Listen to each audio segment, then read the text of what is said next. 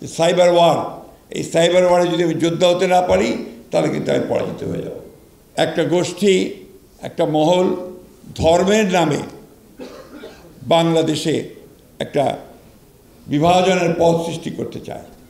আজকে আমাদের বিরুদ্ধে বিভিন্ন রকম চক্রান্ত হয়, প্রচারণা চলে, অপপ্রচার চলে। সবচেয়ে বড় হচ্ছে একটা অপপ্রচার চলছে। এই অপপ্রচারের বিরুদ্ধেও কিন্তু আমাদেরকে কাজ করতে হবে, নিজেদের কাজ করতে। যে কথাটা আমি সবসময় বলি যে সাইবার ওয়ার, এই সাইবার ওয়ারে যদি আমি যোদ্ধা হতে না পারি তাহলে কিন্তু আমি পরাজিত হয়ে যাব। এটা আপনাদেরকে, এই ইয়াং জেনারেশনকে কিন্তু সেটা করতে হবে। আমরা যখন ফ্যাসিস্টদের বিরুদ্ধে সংগ্রাম করছিলাম, আন্দোলন করছিলাম, আমরা জেলায় বিভাগীয় সভাগুলোতে সবসময় একটি কথাই খুব জোর দিয়ে বলতাম যে আমাদের তরুণদেরকে এগিয়ে আসতে হবে, যুবকদেরকে এগিয়ে আসতে হবে, ছাত্রদেরকে শিক্ষা প্রতিষ্ঠানগুলো থেকে বেরিয়ে আসতে হবে, বেরিয়ে এসে এই ফ্যাসিস্টদের বিরুদ্ধে রুখে দাঁড়াতে হবে। যেদিন সেটা হয়েছে সেদিনই পরিবর্তনটা এসেছে।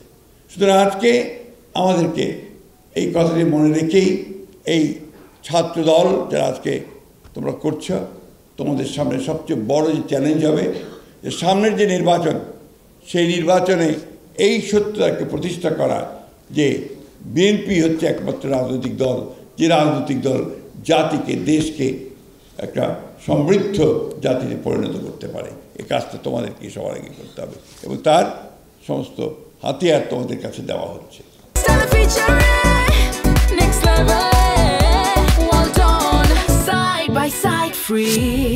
আমি শেষ করব এই কথা বলে, আজকে বাংলাদেশে একটা বড় বিভাজনের পথ তৈরি করার চেষ্টা চলছে।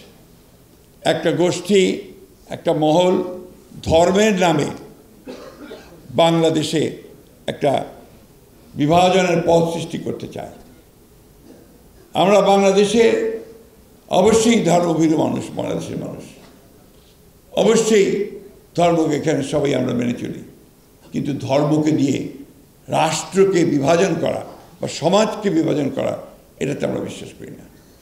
আমরা মনে করি যে বাংলাদেশে সকল ধর্মের মানুষ একসাথে বাস করবে, একইভাবে থাকবে এবং 1971 সালে যে স্বাধীনতা যুদ্ধ হয়েছিল সেই যুদ্ধের মূল যে ভিত্তিক কথাটা ছিল সেটা ছিল যে সকলের বাংলাদেশ। আজকে যে কারণে আমাদের নেতা যে স্লোগানটি দিয়েছেন সেই স্লোগানটি অত্যন্ত গুরুত্বপূর্ণ। এটা একদিকে যেমন জাতীয় ক্ষেত্রে তেমনি আন্তর্জাতিক ক্ষেত্রে একইভাবে গুরুত্বপূর্ণ, সবার আগে বাংলাদেশ। এটা কথাটা মাত্র বুকের মধ্যে গেঁথে নিতে হবে। আমাদের এই বিষয়টাকে নিয়েই সামনের দিকে এগিয়ে যেতে হবে। আমি বক্তব্য দীর্ঘ করব না।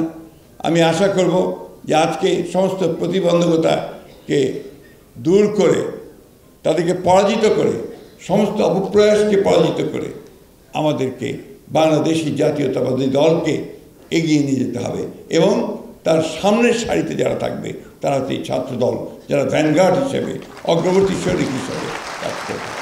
আমি এই কথা বলে এই বিএনপির যে কর্মপরিকল্পনা, আজকে এটা দেশ গড়ার পরিকল্পনা শীর্ষক যে কর্মসূচি, সেই কর্মসূচির শুভ উদ্বোধন ঘোষণা করছি এবং আশা করছি যে আমাদের ভারপ্রাপ্ত চেয়ারম্যান তিনি বিকেলে বোধহয় এখানে প্রধান অতিথি হিসেবে তার বক্তব্য রাখবেন।